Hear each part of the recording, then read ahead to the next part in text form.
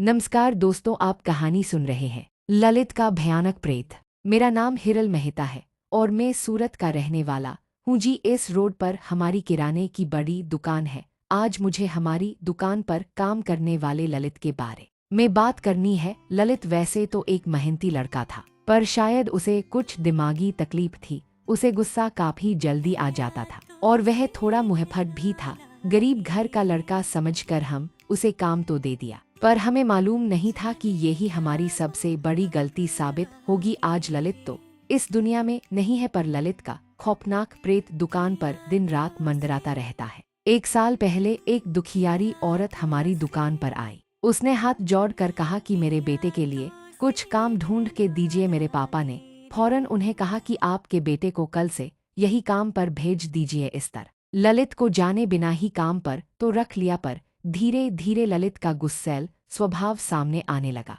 तब ललित हमारे लिए मुसीबत बन गया। पापा ने उसे कई बार समझाया, पर उस लड़के पर कोई असर नहीं हुआ। एक दिन ललित हमारे पुराने ग्राहक से झगड़ पड़ा और वह ग्राहक बिना सामान लिए दुकान से चला गया। मेरे पापा को और मुझे काफी गुस्सा आया, चूंकि अब ललित की वजह से हमारा बिजनेस खराब हो रहा था। मैंने और पापा ने उसे खूब डांट कर घर चले जाने को कहा और उसे यह भी बोल दिया कि तुम कहीं और काम ढूंढ लो। ललित गुस्से में तिलमिलाता हुआ अपनी साइकिल ले कर घर की ओर चला गया। हम भी अपने काम में जुट गए। तभी अचानक ललित फिर से दुकान के सामने आ धमका। ललित के सिर से खून बह रहा था तो हमें चिंता हुई। हम फौरन उसके पास दौड़ गए और उसे पूछने लगे कि क्या हुआ। ललित कुछ बोल नहीं रहा था। हम भी टेंशन में आ गए कि क्या करें। पापा ने मुझे दवाई लाने मेडिकल स्टोर भेजा ताकि उसकी मरहम पट्टी की जा सके। अभी मैं दवाई लेकर आया ही था कि मेरे पापा के फोन की घंटी बजी। पापा ने फोन उठाया और बात की। फोन पर कोई पुलिस ऑफिसर था।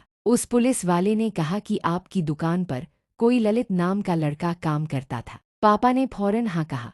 उसके बाद उस पुलिस वाले ने यह कहा कि आप जल्दी से मेन रोड पर आ जाइए। उस लड़के का एक्सीडेंट हो चुका है और घटना स्थल पर ही उसकी मौत हो गई है। यह बात सुन कर मेरे पापा के तो पसीने छूट गए। मैंने पूछा कि क्या हुआ, तो पापा ने कहा कि ललित तो मर चुका है। हम दोनों ने मुड़ कर देखा तो पता चला कि हमारी दुकान से ललित और उसकी साइकिल गायब थे, यानी कि जो अभी अभी हमारी दुकान पर आया था वह ललित का प्रेत था। हम घटना स्थल पर गए तो हमने देखा कि ललित की साइकिल ट्रक के पहिए के नीचे कुचली पड़ी थी और ललित के सिर पर गहरी चोट आई थी, जिसकी वजह से वहीं स्पॉट पर उसकी मौत हो चुकी थी। कई लोगों ने इस बात की पुष्टि भी कर दी। मेरे पापा ने ललित का अंतिम संस्कार करवाया, उसकी मां को 2 लाख रुपये भी दिए और कभी कभी पापा ललित की मां के घर किराने का सामान भी मुफ्त में भिजवा दिया करते हैं। आज भी कई बार ललित का प्रेत हमारी दुकान में नजर आता रहता है। कभी कभी दुकान के बाहर साइकिल के साथ ललित खड़ा नजर आता है